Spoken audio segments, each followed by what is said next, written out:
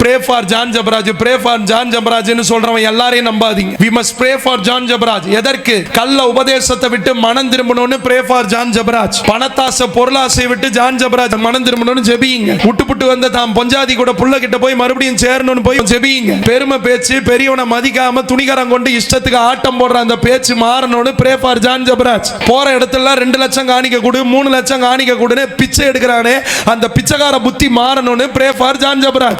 சித்தாக்குன்னு உலகத்து டான்ஸ் போட்டு விஜய் பாட்டு அப்படியே டப்பிங் போட்டு கிறிஸ்தவ பாட்டா ரிலீஸ் பண்றாரு.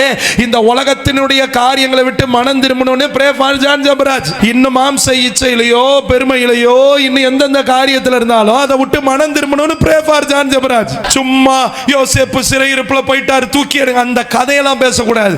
அவன் மனம் திரும்பணும்னு ப்ரே பண்ணுங்க. குத்துதுன்னா மனம் திரும்பணும்னு அர்த்தம்.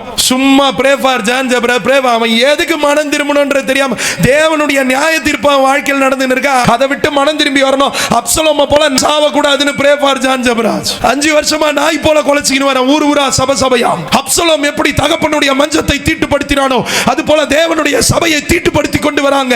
இவர்களுடைய முடிவு அந்தரத்துல தொங்கற வேண்டியதா இருக்கும். இவர்கள் மனம் திரும்பணும்னு கத்தி கொண்டு வர ஜெபித்து கொண்டு வர அதற்கு ஜெபிக்கிறதுக்கு துப்பு இல்ல. சிறையிருப்பு மாறணும்னு pray for John Jabaraj.